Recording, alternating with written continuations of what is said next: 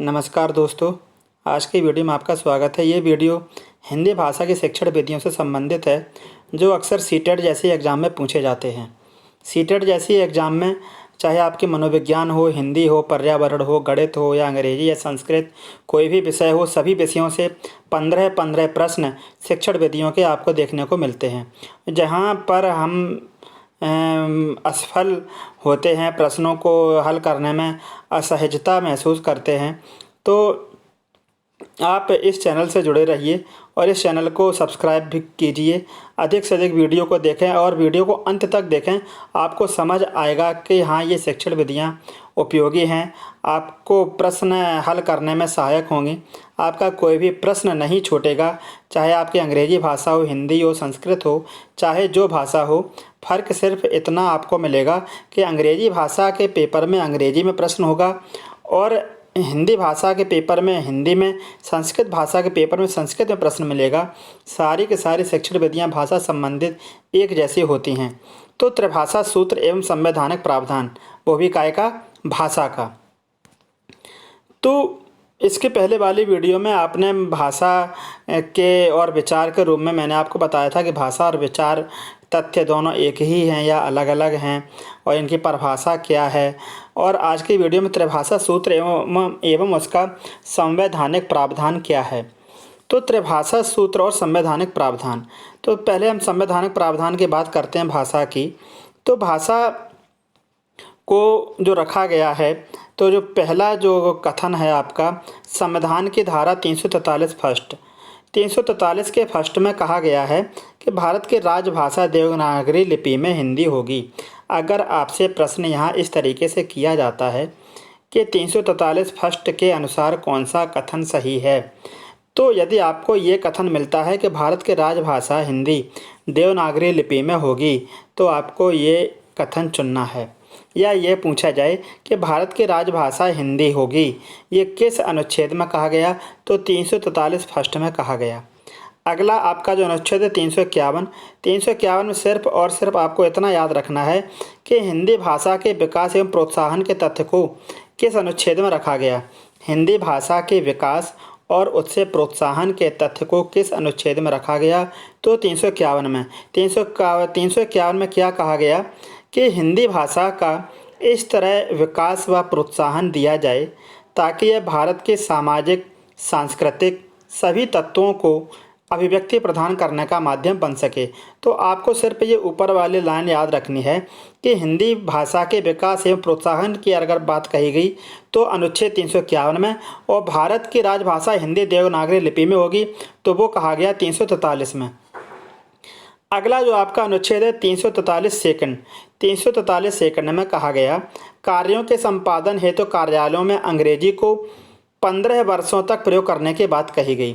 जब हमारा संविधान लागू हुआ तो उसमें ये बात रखी गई थी कि अंग्रेजी को किस रूप में रखा जाए, तो अंग्रेजी को एक सहायक भाषा के रूप में रखा गया और आज भी अंग्रेजी को सहायक भाषा के रूप में माना जाता है, जो सिर्फ और सिर्फ कार्यालयों में सिर्फ कार्यों के संपादन हेतु इसका प्रयोग किया जाता है। तो इसका जो प्रयोग करना था वो 15 वर्षों तक, यानी कि सन 1965 तक, लेकिन ये प्रयोग आज भी जारी है, आज भी होता चला आ रहा है।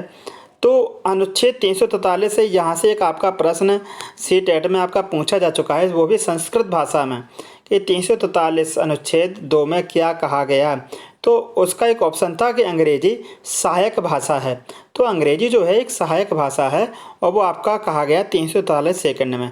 अब आपको ये तीनों अनुच्छेद याद रखने हैं कि 343 फर्स्ट में भारत की राजभाषा हिंदी देवनागरी लिपि में होगी, वो कहा गया 343 के फर्स्ट में। 343 के सेकंड में कहा गया कि कार्यालयों में कार्यों के संपादन हेतु अंग्रेजी भाषा का प्रयोग किया जाएगा, वो भी द्वितीय भाषा के रूप में, और यही एक सहायक भाषा के रूप में भी प्रयोग किया जाता है, वो कहा गया आपका 343 अनुच्छेद के सेकंड में। हिंदी भाषा के विकास एवं प्रोत्साहन की बात किस अनुच्छेद में रखी गई, तो अनुच्छेद में 351 के अनुच्छेद में रखी गई। अब त्रिभाषा सूत्र से मतलब क्या है। त्रिभाषा सूत्र जो है ये आपका था कोठारी कमीशन, कोठारी आयोग, उसने त्रिभाषा सूत्र की संकल्पना रखी और सन 1964-1966 1964-1966 का जो कोठारी कमीशन आयोग था, उसने त्रिभाषा सूत्र की संकल्पना राष्ट्र के समक्ष रखी। उसके लिए फिर कुछ सिफारिशें रखी गईं, वो 1968 की शिक्षा नीति में स्वीकृत की गईं। त्रिभाषा सूत्र के लिए जो सिफारिशें रखी गईं, वो 1967 की शिक्षा नीति में स्वीकृत की गईं। अब त्रिभाषा सूत्र है क्या? इसके अंतर्गत 3 भाषाओं का जो सूत्र है, त्रिभाषा सूत्र से क्यों कहा गया, ये इसके अंतर्गत कौन कौन से तथ्य आते हैं? तो विद्यालयों में जो प्रथम भाषा के रूप में जो भाषा पढ़ाई जाए, वो मातृभाषा हो या क्षेत्रीय भाषा हो। मातृभाषा या क्षेत्रीय भाषा एक ही बात है। क्षेत्रीय भाषा को ही हम मातृभाषा कहते हैं। विद्यालयों में प्रथम भाषा के रूप में क्षेत्रीय भाषा का प्रयोग किया जाए। जो विद्यालय, चाहे आपका हिंदी भाषी राज्य हो या गैर हिंदी भाषी राज्य हो, उन राज्यों की या उस जगह की जो क्षेत्रीय भाषा हो, उस रूप में प्रथम भाषा का प्रयोग किया जाए। द्वितीय भाषा के रूप में, यदि द्वितीय भाषा के रूप में क्या कहा गया कि यदि आपका कोई अगर हिंदी भाषी राज्य है, हिंदी भाषी राज्यों में अंग्रेजी भाषा का जो प्रयोग किया जाए या हिंदी भाषा का प्रयोग किया जाए द्वितीय भाषा के रूप में। और जो गैर हिंदी भाषी राज्य हैं, जहाँ हिंदी भाषा नहीं बोली जाती है, जो गैर हिंदी भाषी राज्य हैं, उनमें द्वितीय भाषा के रूप में हिंदी भाषा का प्रयोग किया जाए। एक बार यहाँ पर फिर आपको समझने की ज़रूरत है, जो आपके हिंदी भाषी राज्य हैं, उनमें या तो अंग्रेजी भाषा का प्रयोग किया जाए या हिंदी भाषा का प्रयोग किया जाए द्वितीय भाषा के रूप में। और जो आपके गैर हिंदी भाषी राज्य हैं, उनमें द्वितीय भाषा के रूप में हिंदी भाषा का प्रयोग किया जाए। तीसरा जो सूत्र है, तृतीय भाषा सूत्र, उसमें कोई भी आधुनिक यूरोपीय भाषा का प्रयोग कर सकते हैं। तो ये था आपका त्रिभाषी सूत्र। त्रिभाषी सूत्र को आपको अब याद रखना है। प्रथम भाषा के रूप में क्षेत्रीय भाषा, द्वितीय भाषा के रूप में अंग्रेजी भाषा या जो गैर हिंदी भाषी राज्य उनमें हिंदी भाषा, और तृतीय भाषा के रूप में आपके कोई भी आधुनिक जो यूरोपीय भाषा हो उसका प्रयोग कर सकते हैं। अगला है आपका पॉइंट यहाँ पर कि हिंदी को भारत की राजभाषा स्वीकार कब किया गया। हिंदी को भारत की राजभाषा स्वीकार कब किया गया? तो 14 सितंबर 1949 को हिंदी की राजभाषा स्वीकार किया गया। तभी से 14 सितंबर का दिन हिंदी दिवस के रूप में मनाया जाता है। 1968 की शिक्षा नीति को 1986 के राष्ट्रीय शिक्षा नीति को दोहराया गया। जो आपकी शिक्षा नीति जो 1968 की थी, वही 1986 की शिक्षा नीति में दोहराई गई। और सन 1992 में त्रिभाषा सूत्र के कार्यान्वयन की संस्तुति कर दी गई थी।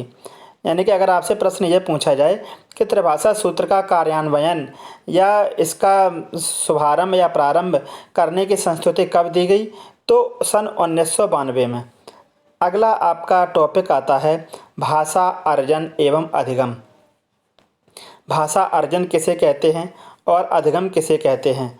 तो भाषा जो अर्जन है, यह इसको बस एक आपको ये पॉइंट याद रखना है, किसी भाषा को बिना किसी व्यवस्थित शिक्षण प्रणाली के सहज रूप में सीखना। यानी कि जो अर्जन जो मतलब होता है वो सीखना ही कहलाता है, और बिना किसी व्यवस्थित शिक्षण प्रणाली के। इसमें कोई हमें नियम नहीं याद करने होते हैं, हमें सिर्फ भाषा का अर्जन करना होता है। और जिसमें कि मानव मस्तिष्क की एक जन्मजात क्षमता होती है, उसके अनुसार अर्जन करता है। उसके घर के, समाज के, आपस के आसपास के वातावरण से भाषा को अर्जन करके सीखता है। अर्जन एक अचेतन प्रक्रिया है। अचेतन का मतलब होता है यह एक सहज और साधारण सरल प्रक्रिया है। भाषा सहज रूप से अर्जित की जा सकती है, सीखी जा सकती है। मातृभाषा एवं क्षेत्रीय भाषा से इसका संबंध होता है। भाषा अर्जन जो है, इसका संबंध मातृभाषा और क्षेत्रीय भाषा से होता है। भाषा अर्जन का मतलब केवल बस आपको यह याद रखना है कि यह बिना किसी व्यवस्थित शिक्षण प्रणाली के रूप में भाषा अर्जन सीखा जा सकता है या किया जा सकता है। अब भाषा अगर हम अधिगम की बात करें, तो भाषा अधिगम में होता है कि किसी भाषा को व्यवस्थित शिक्षण के प्रक्रिया द्वारा सीखना। चाहे आपका अर्जन हो चाहे अधिगम हो, दोनों को ही सीखा जाता है। तो भाषा को अगर व्यवस्थित शिक्षण प्रक्रिया द्वारा सीखा जाए तो वो कहलाता है अधिगम, और अगर बिना किसी व्यवस्थित प्रक्रिया द्वारा सीखा जाए तो वो कहलाता है आपका भाषा का अर्जन। तो भाषा जो अर्जन है वो अचेतन प्रक्रिया है, लेकिन जो अधिगम है ये एक चेतन प्रक्रिया है। यह अधिक प्रभावशाली है और इसका जो संबंध होता है दूसरी और तृतीय भाषा के सीखने से संबंध रखता है। द्वितीय और तृतीय भाषा, द्वितीय भाषा से यानी कि जो हिंदी भाषी राज्य हैं उनमें या तो अंग्रेजी भाषा सिखाई जाए या हिंदी भाषा सिखाई जाए। जो गैर हिंदी भाषी राज्य हैं उनमें द्वितीय भाषा के रूप में हिंदी भाषा सिखाई जाए। तृतीय भाषा के रूप में आधुनिक कोई भी आपकी जो यूरोपीय भाषा हो वो सिखाई जाए। तो ये उस भाषा का संबंध अधिगम से द्वितीय और तृतीय भाषा से होता है। चॉम्स्की ने कहा भी है कि सामान्यतः एक बच्चा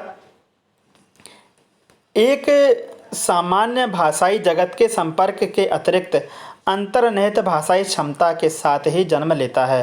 यानी कि जो बच्चा एक होता है वो जन्मजात क्षमताओं के साथ पैदा होता है, उसके अंदर भाषा अर्जन करने की जन्मजात क्षमता होती है। इससे संबंधित कुछ आपके प्रश्न हैं जो अति महत्वपूर्ण प्रश्न हैं, आपके आए हुए भी हैं। कुछ प्रश्न ऐसे भी हैं जो आने योग्य हैं। आप इन प्रश्नों को पढ़ें और हल करके देखें। तो देखें हम जो पहला प्रश्न है, इसका पहला प्रश्न, समावेशी शिक्षा में भाषा शिक्षण सिद्धांतों की विशेषताएं हैं। तो भाषा बालक के परिवेश के अनुसार अर्जित की जाती है। दूसरा पॉइंट है समृद्ध वातावरण भाषा सीखने में सहायक होता है। तीसरा है बालक अर्जित भाषा के अनुसार उनके प्रयोग के नियम बनाते हैं। और चौथा है व्याकरण के नियम सीखते हैं। तो समावेशी शिक्षा का मतलब होता है उस समावेशी शिक्षा में कई तरह के बच्चे होते हैं, विशिष्ट बालक, सामान्य बालक, कई तरह के बच्चे होते हैं। तो समावेशी कक्षा में अगर हम केवल भाषा की बात करें तो हमारे आसपास का जो वातावरण है वो सीखने में सहायक होता है। तो इसका जो सही विकल्प होगा बी। तो पहले प्रश्न का सही विकल्प बी, यानी कि समृद्ध वातावरण भाषा सीखने में अधिक सहायक सिद्ध होता है। दूसरा पॉइंट है आपका मॉन्टेसरी के अनुसार कौन सा कथन सही है। पहला है बच्चों को पढ़ना सिखाने से पूर्व उन्हें लिखना सिखाया जाना चाहिए।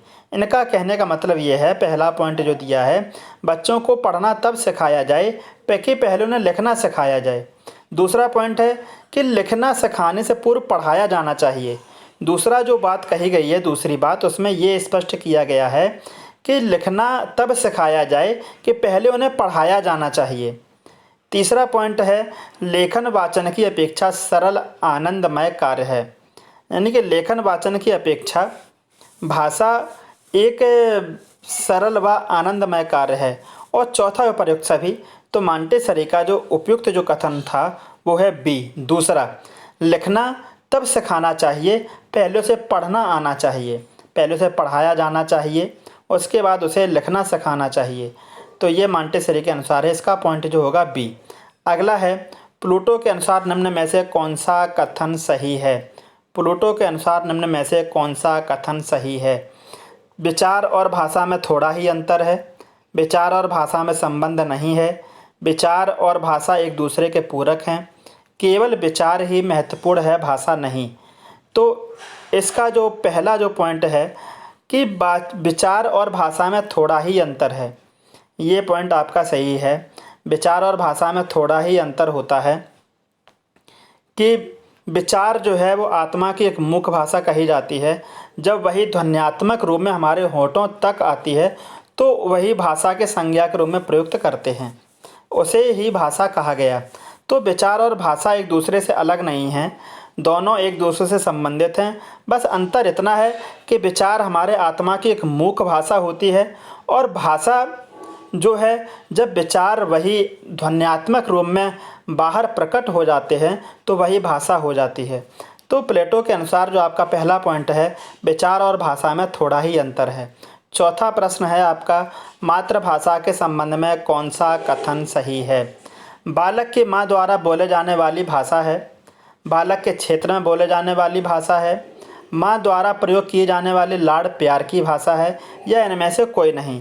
तो इसका जो आपका सही विकल्प होगा आपको चुनना है बी, बालक के क्षेत्र में बोली जाने वाली भाषा। तो मैंने आपको बताया था कि मातृभाषा को हम क्षेत्रीय भाषा कहते हैं या क्षेत्रीय भाषा को हम मातृभाषा कहते हैं। ये जो आपके ए और सी जो पॉइंट हैं ये दोनों एक जैसे हैं। बालक की माँ द्वारा बोली जाने वाली भाषा या माँ द्वारा प्रयोग किए जाने वाली लाड़ प्यार की भाषा, दोनों ही विकल्प एक दूसरे से संबंधित हैं। तो आपका जो इसका सही विकल्प होगा बी, बालक के क्षेत्र में बोले जाने वाली जो भाषा है, हमारे आसपास की जो बोले जाने वाली जो भाषा होती है वही क्षेत्रीय भाषा कहलाती है और उसी को मातृभाषा कहते हैं। अगला आपका प्रश्न आता है, हिंदी के विषय में क्या सही है? हिंदी एक राष्ट्रभाषा है, या हिंदी भारत की राजभाषा है, या हिंदी भारत की मातृभाषा है, या इनमें से कोई नहीं? तो अभी मैंने आपको बताया कि जो हिंदी जो है वो भारत की राजभाषा होती है, और ये राजभाषा कहा गया 343 के फर्स्ट में, जो आपका संविधान है, संविधान के अनुच्छेद 343 के फर्स्ट में कहा गया कि भारत की राजभाषा हिंदी देवनागरी लिपि में होगी। तो ये आपका पांचवा जो प्रश्न है उसका सही विकल्प होगा बी, हिंदी भारत की राजभाषा है। अगला आपका प्रश्न है, त्रिभाषा सूत्र किसके द्वारा सुझाया गया? तो त्रिभाषा सूत्र जो सुझाया गया वो कोठारी आयोग द्वारा सन 1964-1966 में। सातवां जो प्रश्न है, निम्न में से कौन सा कथन सही है? भाषा अर्जन एक सहज प्रक्रिया है, भाषा अधिगम एक प्रयासपूर्ण प्रक्रिया है, या उपरोक्त दोनों ही कथन सही हैं, या इनमें से कोई कथन सही नहीं है? तो जो आपका जो सातवां प्रश्न है इसका जो सही विकल्प होगा सी। अभी मैंने आपको बताया कि भाषा अर्जन जो है एक सहज और सरल प्रक्रिया है, लेकिन अधिगम एक प्रयासपूर्ण प्रक्रिया है। किसी भाषा को सीखने में यदि व्यवस्थित ढंग से हम उसे सीखेंगे तो सीखने के लिए मुझे प्रयास करना पड़ता है। तो भाषा जो अधिगम है वो प्रयासपूर्ण प्रक्रिया है। आठवां जो आपका प्रश्न आता है, त्रिभाषा सूत्र की संकल्पना को राष्ट्र के समक्ष कब रखा गया? त्रिभाषा सूत्र की जो संकल्पना है वो राष्ट्र के समक्ष कब रखी गई? तो सन 1964-1966 में। और किस आयोग द्वारा? कोठारी कमीशन द्वारा ये राष्ट्र के समक्ष रखी गई सन 1964-1966 में। और 1992 की शिक्षा नीति में इसका कार्यान्वयन किया गया। अगला प्रश्न है आपका, त्रिभाषा सूत्र में कौन सा कथन सही है? त्रिभाषा सूत्र से संबंधित आपको कथन देखना है कि कौन सा कथन सही है। तो पहला जो आपका प्रश्न है, पहला विकल्प है जो इसका, कि विद्यालयों में भाषा के रूप में हिंदी भाषा को पढ़ाना, विद्यालयों में पहली भाषा के रूप में हिंदी भाषा को पढ़ाना। दूसरा है आपका, हिंदी भाषी राज्यों में प्रथम भाषा के रूप में आधुनिक भाषा को पढ़ाना। तीसरा है, विद्यालयों में प्रथम भाषा के रूप में मातृभाषा या क्षेत्रीय भाषा को पढ़ाना। और चौथा इनमें से कोई नहीं। तो मुझे शुरू के 3 विकल्पों में से उचित विकल्प का चयन करना है। तो त्रिभाषा सूत्र से संबंधित आपको मैंने 3 सूत्र बताए।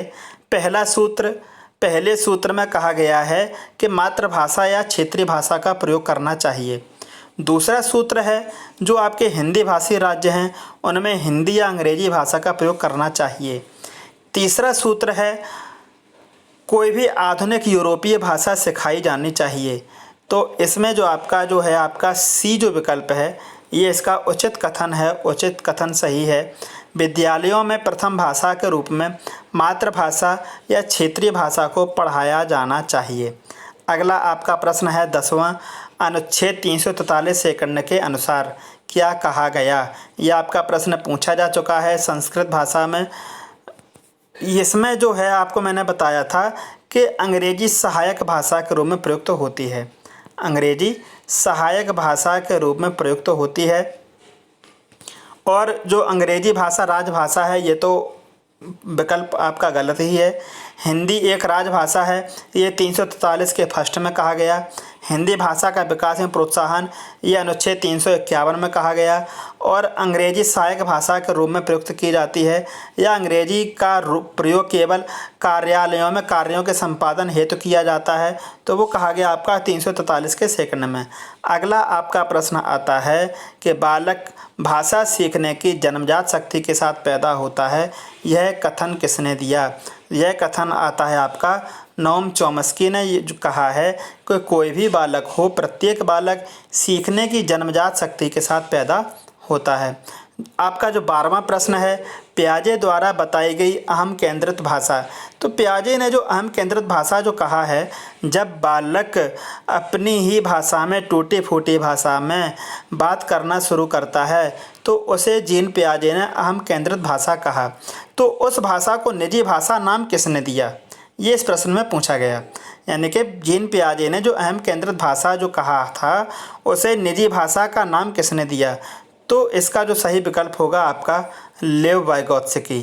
तो लेव वाइगोत्स्की ने अहम केंद्रित भाषा को ही निजी भाषा नाम दिया। आपका जो 13वां प्रश्न है, भाषा अनुकरण के माध्यम से सीखी जाती है, यह विचार किसने प्रस्तुत किया। जीन पियाजे, चॉम्स्की, वाइगोत्स्की या पावलोव। तो भाषा अनुकरण के माध्यम से सीखी जाती है, यह विचार जो प्रस्तुत किया लेव वाइगोत्स्की ने। इनका मानना है कि भाषा अनुकरण के माध्यम से ही सीखी जाती है, जो समाज और संस्कृति से देखने को मिलती है। अगला आपका प्रश्न है, समाज या क्षेत्र द्वारा स्वीकृत भाषा को मातृभाषा किसने कहा। समाज या क्षेत्र द्वारा स्वीकृत भाषा को मातृभाषा किसने कहा, या हम ये भी कह सकते हैं कि समाज या क्षेत्र द्वारा स्वीकृत भाषा ही मातृभाषा होती है। यह कथन किसने दिया। तो यह कथन जो दिया है, बेलार्ड महोदय ने यह कथन दिया है कि समाज या क्षेत्र द्वारा स्वीकृत भाषा ही मातृभाषा होती है। तो बेलार्ड महोदय ने कहा है। तो इस तरह आपका जो आज का टॉपिक था वो था आपका बालक एवं भाषा से संबंधित, और कुछ संबंधित प्रश्न भी थे। जो प्रश्न आपके आए हुए भी थे, इस PDF फाइल की लिंक आपको डिस्क्रिप्शन बॉक्स में मिल जाएगी। धन्यवाद।